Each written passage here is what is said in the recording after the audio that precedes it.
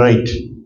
చాలాసార్లు మన జీవితంలో అసలైన ప్రాముఖ్యమైన సమయాన్ని ఎలా పోగొట్టుకుంటామంటే, ఈరోజు వచ్చి నేను కూర్చుని ఏం చేస్తున్నానో తెలుసా? చాలామంది నాకు ఈ మధ్యకాలంలో కొంచెం ఫోన్ చేసి ఏదో చెప్పడానికి ప్రయత్నిస్తున్నాను. ఓకేనా? ముఖ్యంగా క్రైస్తవులు ఏం చేస్తారంటే, క్రైస్తవులకున్న ఒక బలహీనత ఏంటంటే, ఎదుటి వ్యక్తిని మార్చడానికి చూస్తారు, కానీ ఆ వ్యక్తికి ఉన్న సమస్య అర్థం చేసుకోవడానికి ప్రయత్నం చేయరు. సైంటిస్ట్కి క్రైస్టియన్కి తేడా ఏంటంటే, క్రైస్తవుడు అనుకుంటాడు దేవుడు నాతో ఉన్నాడు, నేను ఏదైనా చేసేస్తానని. సైంటిస్ట్ అనుకుంటాడు దీనికి నేను ఏం చేయగలుగుతాను, దీనికి పరిష్కారం ఏంటి, సొల్యూషన్ ఏంటి. కనుక దేవుడు లేని సైంటిస్ట్ ఏం చేస్తాడు? సమస్యని చూస్తాడు, తన యొక్క జ్ఞానాన్ని వాడతాడు, అనుభవాన్ని వాడతాడు, పరిష్కారం కోసం రాత్రి పగలు ప్రయత్నం చేస్తాడు. కానీ క్రైస్తవుడు ఏం చేస్తాడు? తన జ్ఞానాన్ని వాడతాడు, తన అనుభవాన్ని వాడతాడు, కానీ రాత్రి పగలు ప్రార్థన చేయడు. ఈ వ్యక్తికి ఏం చెప్పేస్తే సరిపోతుందా అని మాటలు సిద్ధపరుచుకుంటాడు, ఎక్కడ పట్టేసుకుందామా అని ప్రయత్నాలు చేస్తాడు, కానీ he never tries to understand the situation. ఇప్పుడు అనిపించింది నాకు ఒక coat, don't try to change me, try to find out my solution. నన్ను మార్చడానికి ప్రయత్నం చేయక, నా సమస్యకి ఏమైనా సహాయం చేయగలిగితే కమ్ టు మీ. ఎలా ఉంటుందంటే జీవితంలో, ఇప్పుడు ఈ నాలుక ఉంది కదా, ఈ నాలుక మనకి దేవుడు దేనికి పెట్టాడు? టేస్ట్. చెప్పండి. కానీ ఈ నాలుక టేస్ట్కి ఉపయోగపడుతుంది కదా, మీ అందరికీ తెలుసు, రుచి చూడటానికి, రైట్? కానీ నిజంగా ఈ నాలుక రుచి కంటే ఈ మైండ్ రుచి చెప్పుతుందట. కారణం ఏంటంటే, ఈ నాలుకకి ఏం తెలుసు? నువ్వు పెట్టిన ఏదైనా నాలుక మీద క్షణమే ఆ రుచి నీకు చెప్తుంది, రైట్? అంతకు మించి ఏం చెప్పదు కదా. కానీ మైండ్కి ఏం తెలుసు? నీవు విన్న మాట, ఆ రుచి ఇక్కడ ముద్ర పడిపోతుంది. ఇక్కడ పెట్టిన క్షణమే ఆ రుచి వెళ్ళిపోద్ది లోపలికి. ఈ రెండింటిని బైపాస్ అంటారు. బైపాస్ అంటే ఏంటంటే, ఇప్పుడు పల్లెటూరులోంచి రోడ్డు వెళ్తుంది కదా, చాలాసార్లు ఇప్పుడు 4 నెలల పైన నేను ఇండియాలో ఉన్నానేమో, బస్సులన్నీ ఎక్కడ ఆగుతాయంటే ఊర్లోకి వెళ్ళవు, బైపాస్ వెళ్ళిపోతాయి. ఎందుకని వెళ్ళవు ఊర్లోకి? అవి ఎక్స్ప్రెస్లు. ఊర్లోకి వెళ్తే ఏమవుతుంది? ట్రాఫిక్ ఉంటుంది, ఆగుతాయి, లేట్ అయిపోతుంది. కనుక దాని ఏమి వెళ్ళిపోద్ది? ఎక్స్ప్రెస్ వేలో వెళ్ళిపోవాలంటే బైపాస్. బైపాస్ అంటే అర్థం ఏంటి? నీకు సమస్య ఉన్న చోట వెళ్ళదు, సమస్య లేని చోట ఈజీగా వెళ్ళిపోద్ది. అదే విధముగా ఇప్పుడు సెలైన్ ఏ టేస్ట్లో ఉంటుంది ఎవరికి తెలుసు? ఈ సెలైన్ ఎప్పుడు ఎక్కిస్తారు అంటే, నీవు నోటితో తినలేనప్పుడు సెలైన్ డైరెక్ట్గా నరంలోకి వెళ్ళిపోద్ది. కారణం ఏంటి? నువ్వు బ్రతికి ఉండడానికి అన్నం తినాలి అని మనకి తెలుస్తుంది ధర్మం, కానీ డాక్టర్కి ఏం తెలుసు? ఓ ఎరుబాగులోడా 40 రోజులు కోమాలో ఉన్నా నన్ను తిప్ప కాదు. ఆడు ఎందుకు బతికొస్తున్నాడు బయటికి? సెలైన్ల మీద బతికేశాడు. సిలిండర్లు ఎక్కుతాయంటారు కదా మీరు. అంటే మనిషిని బ్రతికి ఉంచేది సైన్సు ఎన్ని సొల్యూషన్స్ ఉంచాయో చెప్పలేము, కానీ మనిషిని జీవింపచేసే మాట ఒక్కటైనా దొరికిందా?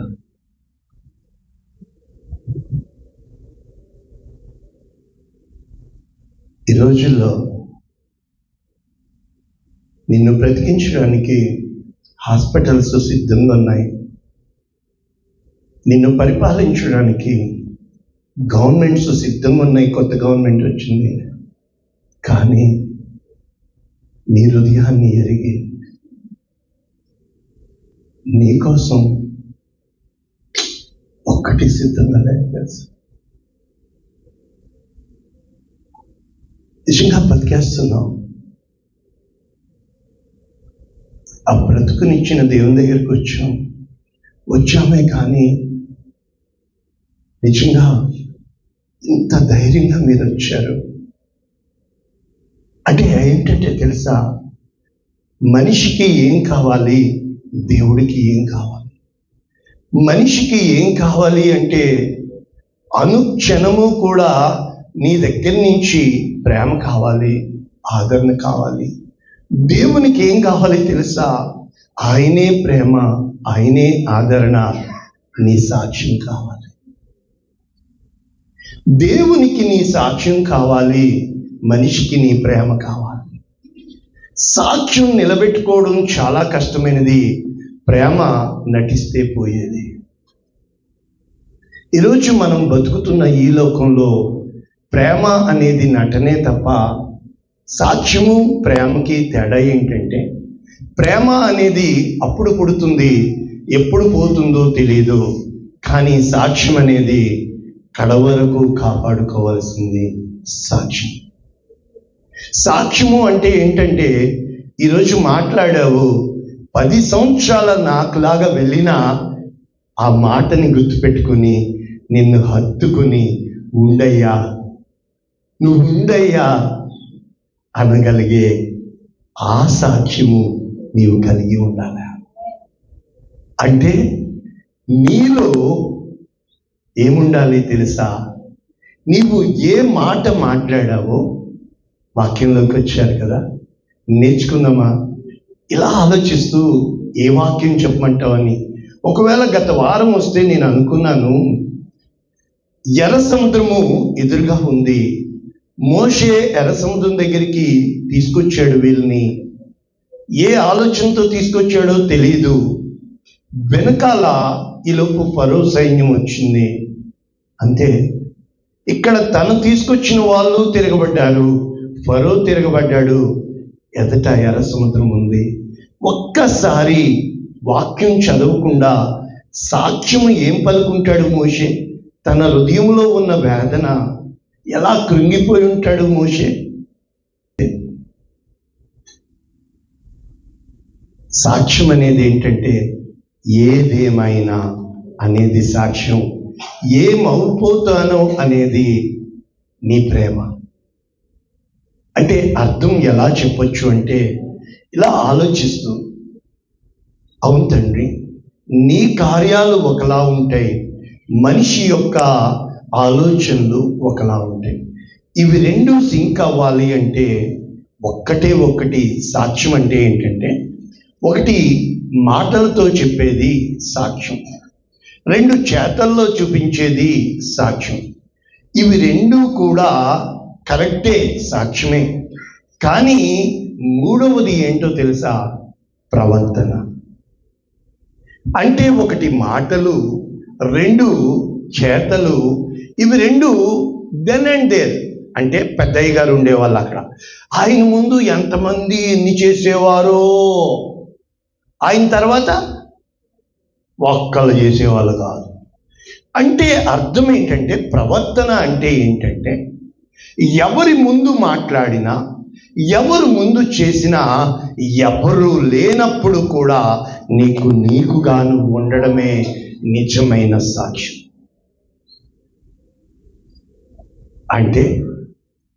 అంటే ఈ సాక్ష్యానికి there is always a testing. ప్రతి విషయంలో కూడా పరీక్ష అనేది లేకుండా ఏమీ జరగదు. అంటే దేవుడు చెప్తున్న మాట ఏంటంటే, నా జనులు జ్ఞానము లేకయే నశించిపోతారు. మరి జ్ఞానం అంటే ఏంటి? ప్రార్థన చేయడం. రైట్, నువ్వు ప్రార్థనా పరాలు. కానీ దుష్టుడు వస్తాడు, ఏమంటాడు యోబు కోసము? ఊరికే ప్రార్థనా పర, టెస్ట్ హిమ్. ఏంటంట? పరీక్షించు. దేవుడు అప్పగించాడా లేదా? అంటే నీ ప్రార్థనకి దేవుడు పరీక్ష పెడితేనే నీది ప్రార్థన అవుతుంది, పెట్టకపోతే నీది ప్రార్థన కాదు. అంటే బంగారం సైతము గీటు గీస్తే బంగారమో కాదో చూస్తున్న నీవు దేవుడు నువ్వు నా బంగారము అని చెప్పాలి అంటే నీకు గీటు గీయాలా వద్దా? మరి ఆ గీటు గీసేటప్పుడు నేర్చుకుందామా? ఇలా ఆలోచిస్తుంటే కొన్ని సాక్ష్యాలు నా ముందు వచ్చినాయి. చాలా మంచి వాక్యం అనిపించింది. ఎందుకో తెలుసా? ఎస్తేరు గ్రంథము 3వ అధ్యాయంలో చాలా మంచి మాట ఉంది. ఈ సంగతులైన తర్వాత రాజైన అహష్వేరోషు ఏం జరిగింది? అక్కడ హామాను అనే వ్యక్తిని హానర్ చేశాడు, హెచ్చించాడు. హెచ్చించేటప్పటికి ఏమైంది అక్కడ అని అంటే అతనికి అందరూ కూడా మోకాళ్ళేసి వంగి నమస్కారాలు పెడుతున్నారు. అయితే అక్కడ ఒక వ్యక్తి ఉన్నాడు, అతని పేరు మొర్దెకై. ఈ మొర్దెకై ఏం చేయట్లేదు, అందరూ వంగి నమస్కారం పెడుతున్నారు. ఇప్పుడు ఎగ్జాంపుల్కి అందరూ కూర్చున్నారనుకోండి, ఒక్కళ్ళు నిలబడి ఉంటే ఇప్పుడు అందరం ఎవరిని చూస్తాము కదా? ఇప్పుడు అదే జరిగింది అక్కడ. అందరూ సాగిలపడ్డారు, ఇతను ఒక్కడు దిష్టి బొమ్మలా నిలబడ్డాడు. ప్రజలకి ఏమవుతుంది? ఇప్పుడు అడిగారు, నువ్వు ఎందుకు వంగటం లేదు? అతను అనుదినము ఏమైంది అక్కడ రాజాజ్ఞను మీరుచున్నావని మొర్దెకైని అడిగిరి. అయితే 2వ వచనం పెట్టు, చూతమని. ఏంటి 2వ వచనంలో ఏముంది? రాజ సేవకులు రాజ ఆజ్ఞానుసారంగా హామానునకు నమస్కరించి. అయితే వాళ్ళు చెప్పారు, ప్రేమగా చెప్పారు, ఎందుకు ఆజ్ఞని మీరుతున్నావు? అప్పుడు వాళ్ళు ఏం చెప్పారు? ఏంటి అది చదవండి, 4వ వచనము. ఇద్దనమాట. కొంతకాలం ప్రాసెస్, ఎంతకాలం తెలియదు. దేవుడు నిర్ణయించిన సమయం వరకు అక్కడ క్లూ ఏంటి ఇవ్వబడింది మనకి? ప్రతి దినము. చెప్పండి, ప్రతి క్షణము. ఇటువంటప్పుడు ఆలోచించండి. 10th సూపర్ ర్యాంక్ వచ్చింది, అయిపోదు ఇంటర్మీడియట్ సూపర్ ర్యాంక్ వచ్చింది, అయిపోదు బ్యాచిలర్స్, మాస్టర్స్, పిహెచ్డి. అంటే అనుదినము అనుక్షణము. ఎగ్జాంపుల్కి ఒక కొత్త కత్తి కొనుక్కున్నావు, కట్ చేయడం ప్రారంభించు. 2 రోజులకి ఏమవుతుంది? పాతదైపోయింది. కట్ అవుతుందా? దాన్ని ఏం చేయాలా? You must sharpen it. దాన్ని పదును చేయాలా. చేయకపోతే కమాండ్. ఈ లోకజ్ఞానం ఇంతగా ఉన్న నీవు అనుక్షణము నిన్ను పదును పెట్టకపోతే, అనుక్షణము నిన్ను వాడుకోవలసిన దేవుడు, నీవు వేడుకొనవలసిన విధానము ఎరిగిన దేవుడు నిన్నేం చేయాలి? పదును పెట్టాలి. అంటే మన జీవితంలో ఏ విధముగా ఉంటుంది అని అంటే 4వ వచనంలో ఏముందంటే, ప్రతి దినము అతనితో చెప్పుచూ వచ్చినను. అదనమాట. అంటే 1000 మంది నీతో చెప్తారు, ఒక్కటే మాట వాళ్ళకి తెలిసింది. కానీ పరలోకము నుండి ఒక్కడైన దేవుడు చూస్తూ ఉంటాడు, నా కుమారుడు నిలబెడతాడా, నా కుమారుడు నిలబెడతాడా, నా కుమారుడు నిలబెడతాడా, నేను పిలిచిన దర్శనం కోసము నా కుమారుడు నిలబెడతాడా, ప్రజలు చెప్పే దారిలో వెళ్ళిపోతాడా, నా కుమారుడిని నేను పేరు పెట్టుకుని పిలుచుకున్నానే, ఈ సమయం కోసమే నేను సిద్ధపరచుకున్నానే, ఈ సమయమందు ఇతన్ని పోగొట్టుకుంటే నీ దేవుడు నీ పక్షాన ఎంత కుమిలిపోతున్నాడు కదా.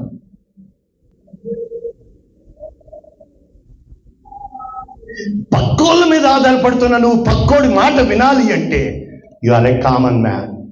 పైన వాడి మీద ఆధారపడాలి అంటే నిన్ను తలగా పెట్టాలని, నిన్ను హెచ్చించాలని, నిన్ను ఘనపరచాలనే భూమి ఆకాశము సృజించిన దేవుడు తొంగి చూస్తున్నాడు. ఒక్కళ్ళ కోసం ఆ రోజున, ఏ రోజైనా దేవునికి కావలసింది ఎవరు తెలుసా? ప్రతి దినము అతనితో వారు చెప్పుచూ వచ్చినను అతడు వారి మాటను చెవిని పెట్టడు. This is what my meaning is. ఈ రోజు మెసేజ్ ఏంటంటే తెలుసా?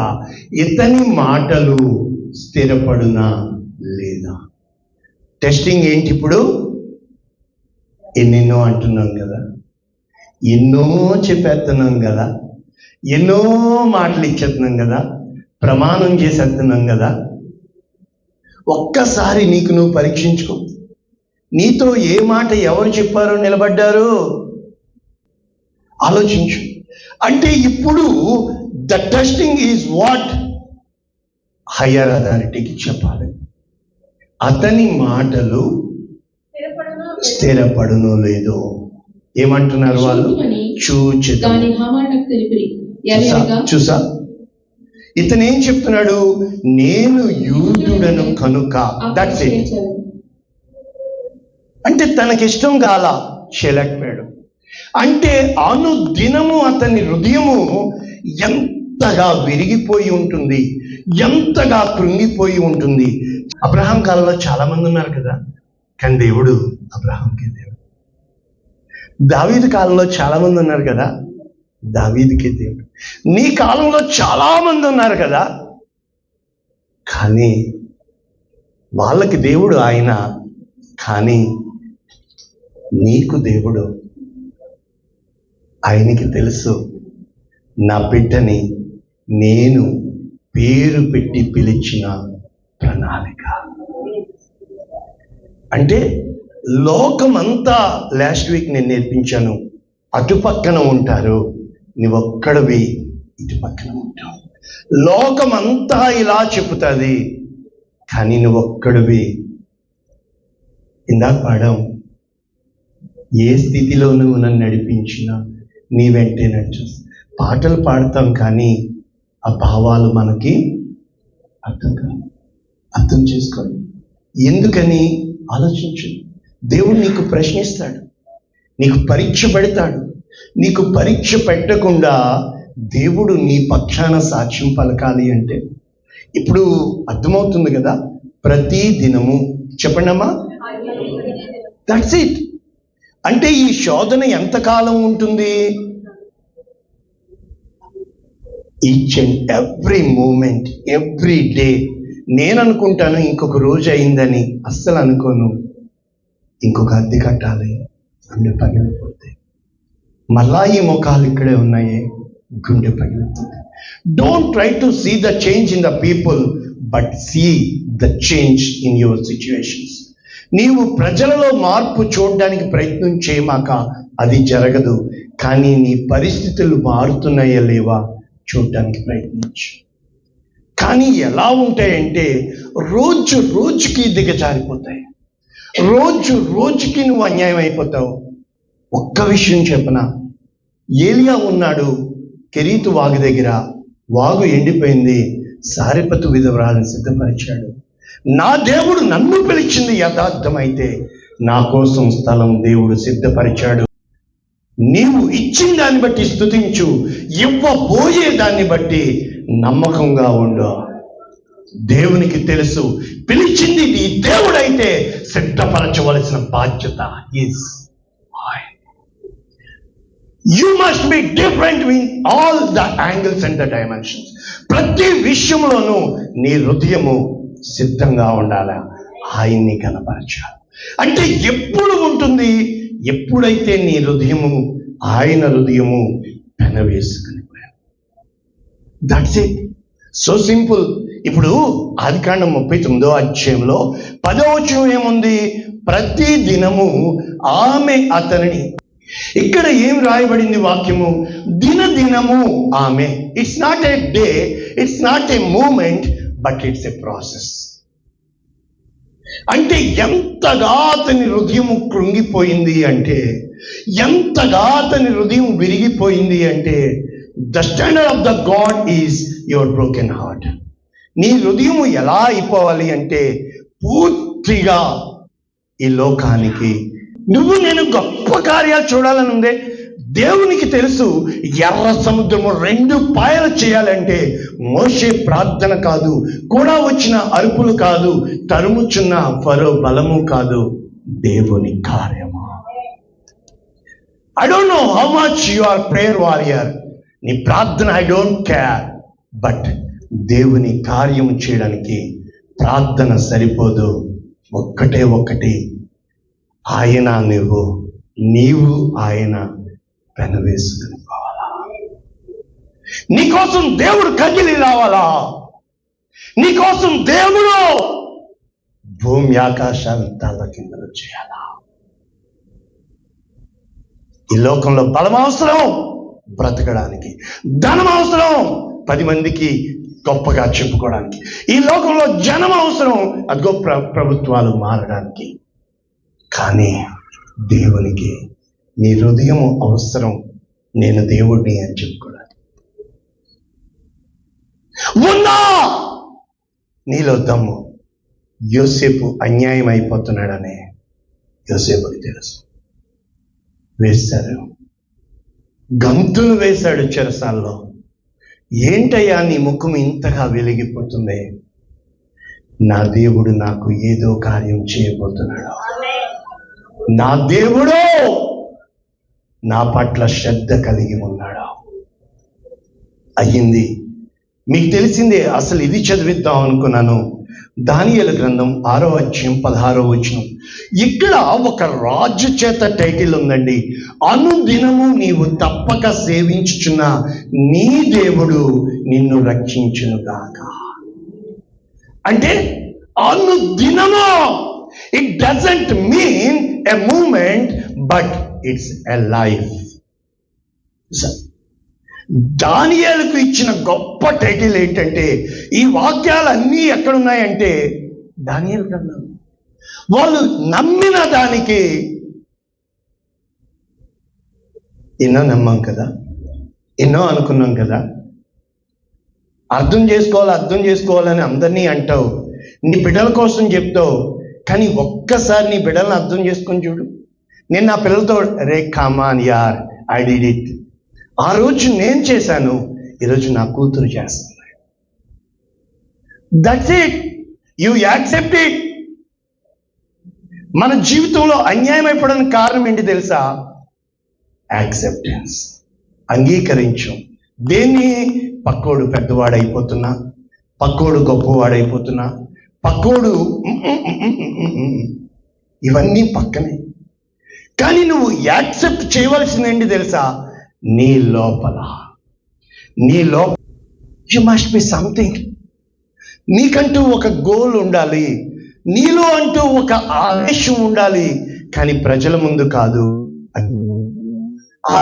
ఉండాలి. ప్రజల ముందు కాదు, అది నీ హృదయంలో. నీలో ఆక్రందన ఉండాలి, పిచ్చి పట్టినట్లు ఏడ్చే ఆ హృదయం ఉండాలా, బయటికి మాత్రం ఉండకూడదు. అదేంటో కదా, అందరూ బయటికి చూపించేస్తా ఉంటాం, మూడ్స్ అనుకుంటూ ఉంటాను. ఈ ప్రేమ నిన్నేమైంది? ఈ ప్రేమ రేపు ఉంటుందా? I'm different. You should be different in the sight of God as well as in the people. ఎప్పుడైతే నీకు నువ్వుగా, ఇప్పుడు చెప్పండి, ఓడ కాపాడుకుంటుందా నీళ్ళలోంచి పడకుండా? లేకపోతే నీళ్ళు అంటే నేను ఓడను ముట్టుకోకూడదు అన్నట్టు ఉంటాయా? ఈ రెండు ఎలా ఉండాలా? ఆ ఓడ నీళ్ళలోకి వెళ్ళాలా? నీళ్లు తంతూనే ఉంటాయి లోపలికి రావడానికి. అవునా కదా? డ్రాగన్ వేవ్స్ కూడా వస్తాయి. ఎలా వస్తాయి? లేచి కొడతాయి ఓడని.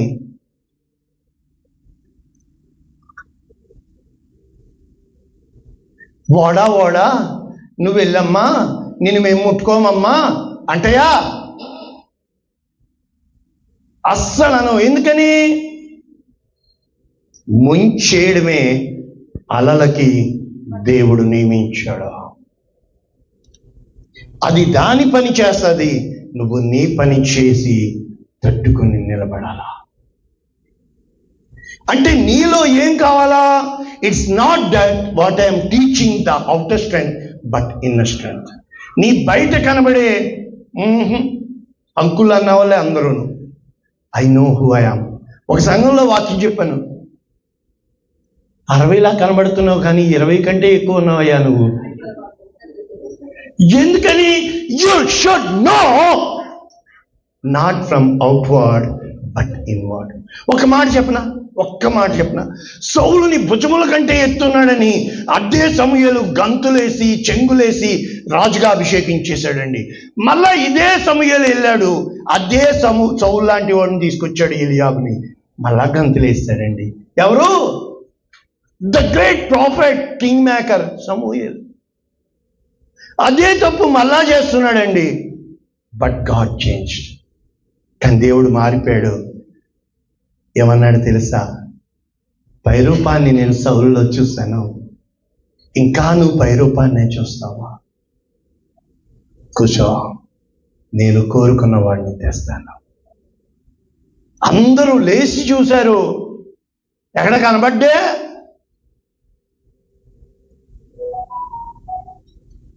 ఆలోచించండి. మీకు తెలిసిన వాక్యాలు ఇంక నేను చెప్పను. అనుదినము, ఇప్పుడు ఆరోగ్యం 16 కదా, 13లో ఏముందో తెలుసా? అతను వెళ్ళి అనుదినము తప్పక ముమ్మారు ప్రార్థన చేయడం ప్రారంభించాడండి. That's it. వాళ్ళు వెళ్ళిపోయి ఏం చేసేశారు? రాజుకి ఇదే వాక్యము ఆ యొక్క దానియేలు గ్రంథము 3వ అధ్యాయము 15వ వచనం నేను వేసిన వాక్యంలో ఏముంటుందంటే, అక్కడ నెబుకద్నెజరు అంటాడు, ఏమని చెప్తా? దానియేలు అంటే షడ్రక్ మేషక్ అబెద్నెగో అనువారులారా, మీరు ప్రార్థన చేయటం లేదంట. అంటే వారు ఏం చేశారు? ఇప్పుడు చెప్తానండి ద సీక్రెట్. నువ్వు చెప్పేవాడివైతే చెప్పేవాడిగానే ఉంటావు, చేసేవాడివైతే చేసేవాడిగానే ఉంటావు. అయితే నువ్వు చేసే ముందు చెప్పింది నేను చేయగలనా అనుకుంటూ, ఎప్పుడైతే నీ క్యారెక్టర్, నీ ప్రవర్తన, నీవు నమ్మిన సిద్ధాంతం కోసం, నీ జీవితం మారాలంటే మనుషుల్ని సంతోషపెట్టు, నీ జీవితం మారాలంటే ఇచ్చిన వారినే. నీ జీవితం మారితే రిటైర్ అవుతావు, జీవితం మారితే తరతరాలకి ఆశీర్వాదంగా మారుతావు. జీతాన్ని పట్టుకున్న ఈ లోకం జీవితాన్ని ఇచ్చే దేవుణ్ణి ఇంకే రోజున కూడా పట్టుకోలేదు. దేవుడు నిన్ను బట్టి సాక్ష్యం పలకాలంటే చెప్పండి, మన కోసం దేవుడు స్థలం సిద్ధపరిచాడు, కంచె వేశాడు, కాపాడాడు. మరి testing, then the testing and the winner.